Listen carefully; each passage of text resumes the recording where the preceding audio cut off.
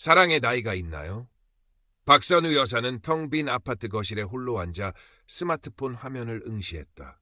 화면 속에는 사랑꾼 민준이라는 남자의 프로필 사진이 환하게 웃고 있었다. 30대 후반에서 40대 초반으로 보이는 훈훈하고 지적인 외모, 깔끔한 정장 차림에 신뢰감을 주는 미소. 그 아래에는 삶의 동반자를 찾고 있습니다라는 문구가 쓰여 있었다. 3년 전 남편과 사별한 후 그녀의 삶은 색을 잃었다. 자식들은 각자의 삶이 바빠 얼굴 보기 힘들었고 친구들과의 모임도 예전 같지 않았다. 깊은 외로움이 그녀를 집어삼키는 듯했다. 며칠 전 무료함을 달래려 우연히 시작한 SNS에서 민준의 프로필을 발견했다. 남편과 사별한 후 이런 종류의 온라인 관계에 대한 막연한 불안감이 있었지만 민준의 프로필은 묘하게 선우의 마음을 끌었다. 어쩌면 나에게도 다시 따뜻한 관계가 찾아올지도 모른다는 한 줄기 희망이 그녀의 마음을 흔들었다. 망설이던 손가락이 마침내 친구 추가 버튼을 눌렀다. 그리고 다음 날 민준에게서 첫 메시지가 도착했다. 안녕하세요, 박선우님. 프로필 사진이 너무나도 우아하십니다. 당신 같은 분을 만나게 되어 영광입니다. 그 메시지는 선우의 메마른 마음에 촉촉한 단비처럼 스며들었다. 민준은 선우가 보낸 답장에 즉각적으로 반응했다. 매일 아침 오늘 하루도 힘내셨나요, 퀸? 이라는 다정한 메시지와 함께 그녀의 일상을 묻고 작은 이야기에도 귀 기울였다. 저녁에는 전화가 걸려와 그녀의 감정에 깊이 공감하는 말을 건넸다. 선우님, 얼마나 힘드셨을까요? 그동안 혼자 얼마나 외로우셨을지 제 마음이 다 아픕니다. 그는 자신을 해외에서 성공적인 사업을 운영하는 유능한 사업가라고 소개하며 자신의 성공을 과시하는 듯한 고급 호텔, 해외 풍경, 비즈니스 미팅 장면 등의 사진을 보내왔다. 사진 속 그는 언제나 자신감 넘치고 여유로워 보였다. 선우는 이런 민준의 모습에 점차 빠져들었다. 오랜만에 느껴보는 설렘과 누군가에게 진심으로 위로받는 듯한 따뜻함은 그녀의 외로운 마음을 감싸주었다.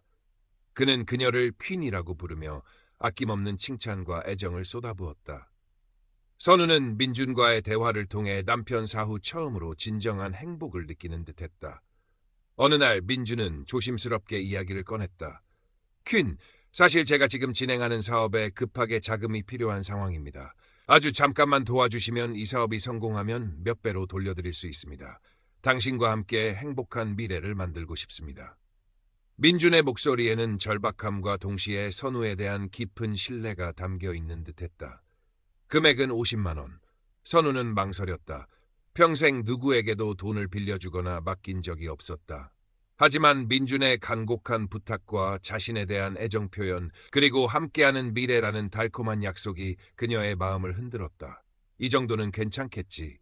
선우는 결국 은행에 가서 돈을 찾아 민준이 알려준 계좌로 송금했다. 마치 홀린 듯이. 그날 밤 민준은 더욱 달콤한 목소리로 선우에게 감사 인사를 전했고 그녀는 자신이 좋은 일을 했다는 뿌듯함과 함께 묘한 불안감을 느꼈다. 민준의 금전 요구는 점차 잦아지고 액수도 커졌다.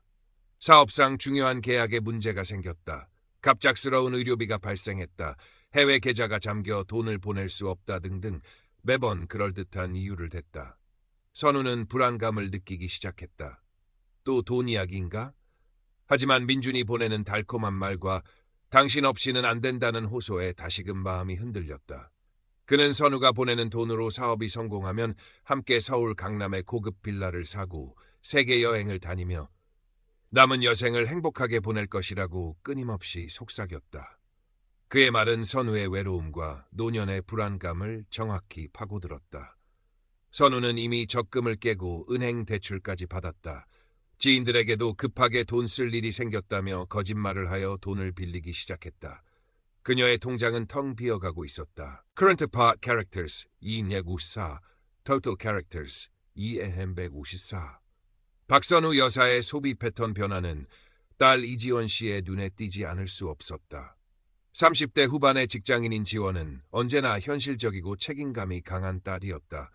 어머니가 밤늦게까지 스마트폰을 들여다보고 예전에는 전혀 하지 않던 ATM 방문이 잦아지는 것을 보며 지원은 불안감을 느꼈다. 엄마, 혹시 이상한 사람 만나는 건 아니세요? 요즘 세상에 사기꾼들이 얼마나 많은데. 지원은 조심스럽게 어머니에게 물었다. 하지만 선우는 지원의 말을 전혀 귀담아 듣지 않았다. 네가 뭘 안다고 그래? 그는 나를 진심으로 이해해주는 유일한 사람이야. 내 인생에 간섭하지 마라. 선우는 마치 자신에게 소중한 것을 빼앗으려는 듯이 딸에게 격렬하게 반발했다.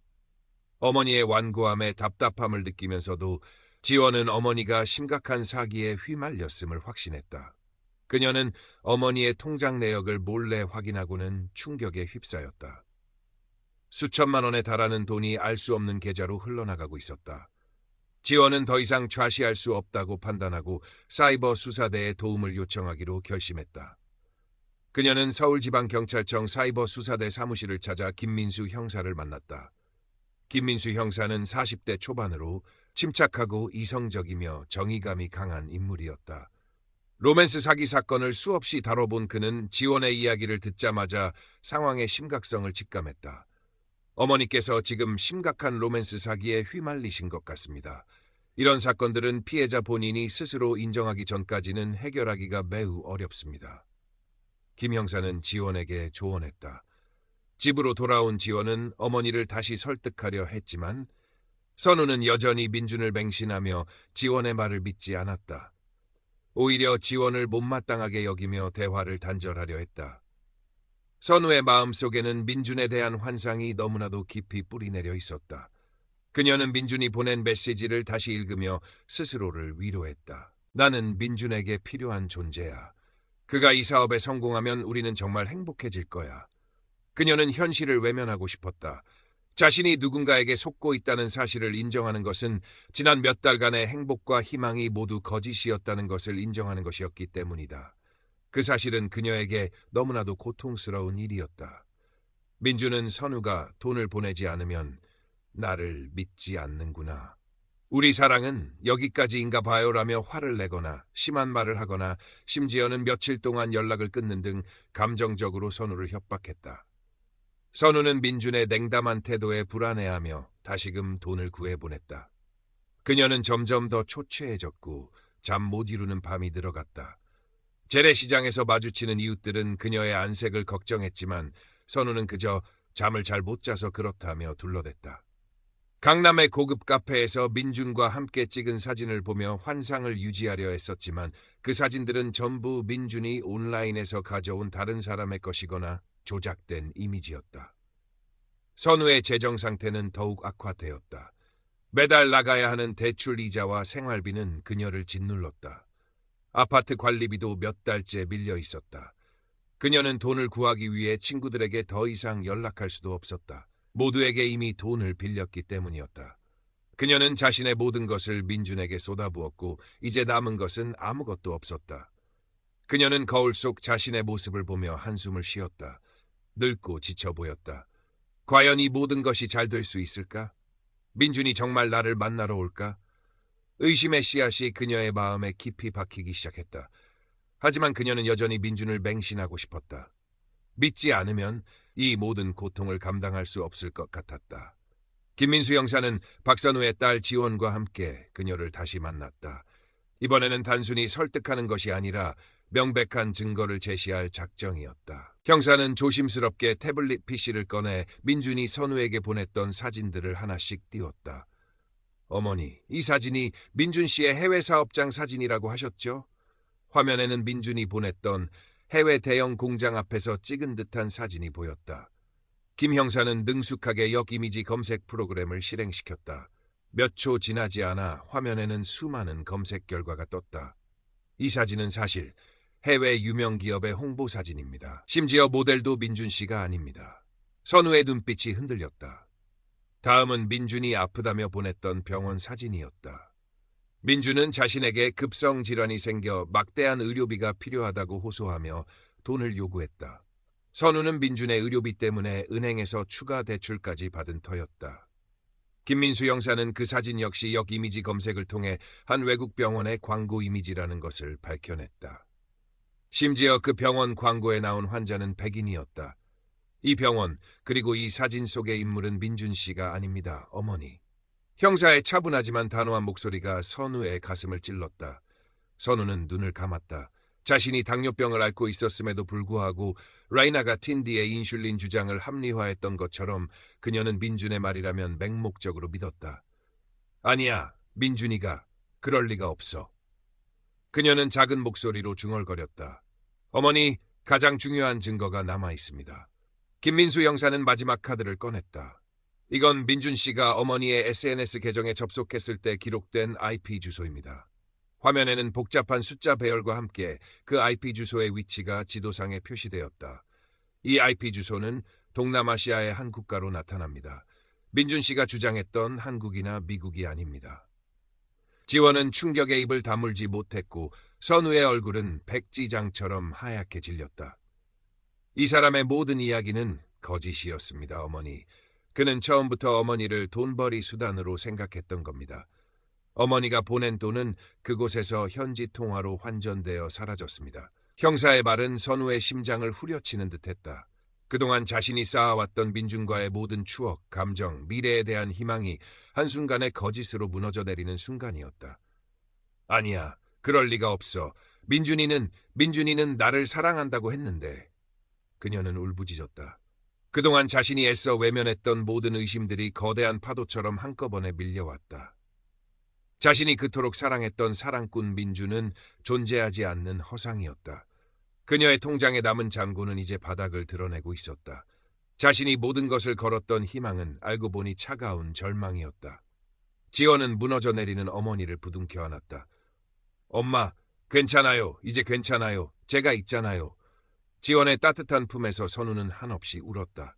흐느낌 속에는 배신감, 수치심, 그리고 스스로에 대한 원망이 뒤섞여 있었다. 김민수 형사는 차분하게 말을 이었다. 어머니, 저희는 이 사기꾼을 잡기 위해 국제 공조 수사를 요청할 겁니다. 이자는 어머니 외에도 다른 피해자들을 상대로 사기를 치고 있을 가능성이 높습니다. 이제 진실을 아셨으니 저희와 함께 이 사건을 해결해야 합니다. 선우는 고개를 끄덕였다. 그녀의 눈빛은 아직 슬픔으로 가득했지만 그 안에는 묘한 결심이 서려 있었다. 이제 더 이상 도망치지 않겠다고, 현실을 직시하고 이 악몽 같은 상황을 끝내겠다고. 사이버 수사대의 끈질긴 추적과 국제 공조 수사 끝에 정민준의 실제 신원이 확인되었다. 그는 예상대로 동남아시아의 한 국가에 거주하고 있었으며 박선우 외에도 여러 명의 한국인 노인들을 대상으로 유사한 로맨스 사기를 벌이고 있었다. 김민수 형사는 해당 국가의 수사기관과 긴밀히 협력하여 정민준의 은신처를 파악하고 그가 또 다른 피해자에게 접근하려던 현장에서 그를 검거하는 데 성공했다. 정민준은 검거 당시에도 자신의 범행을 부인하며 저항했지만 그의 노트북에서 수많은 가짜 프로필과 피해자들의 정보 그리고 사기로 뜯어낸 돈의 흐름이 담긴 증거들이 발견되면서 빼도 박도 못하게 되었다. 그는 결국 법의 심판을 받게 될 것이다. 김민수 형사는 정민준의 심리 상태를 분석하며 그는 사회적으로 성공하지 못한 열등감과 쉽게 돈을 벌고 싶다는 탐욕에 눈이 멀어 타인을 착취하는 것을 정당화했습니다. 라고 지원에게 설명했다.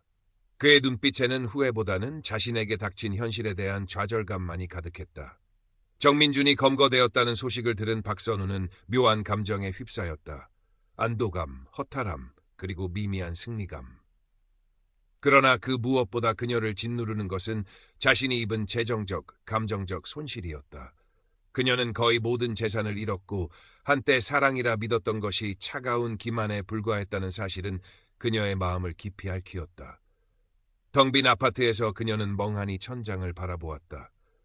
남편의 빈자리를 채우려 했던 시도가 결국 자신을 더 큰 구렁텅이로 밀어넣었음을 깨달았다.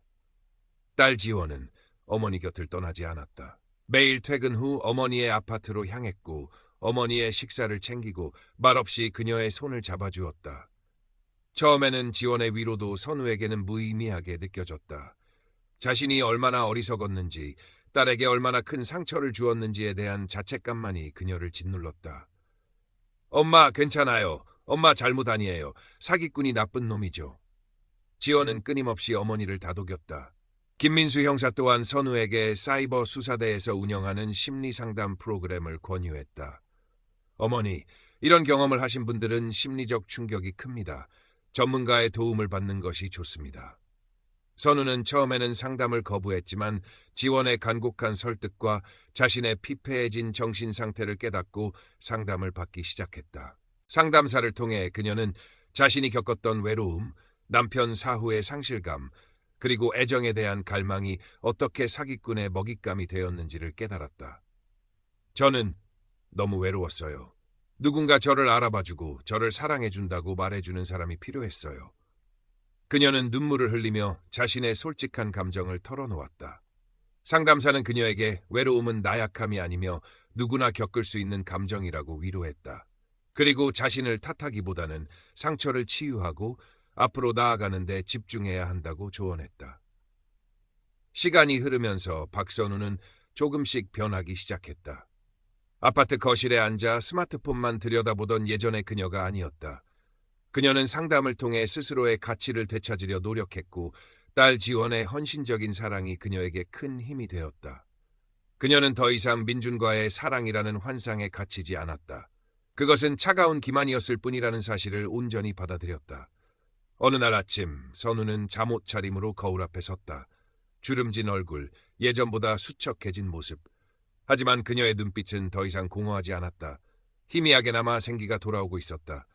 그녀는 한숨을 쉬는 대신 거울 속 자신에게 말했다. 이제 다시는 속지 않을 거야.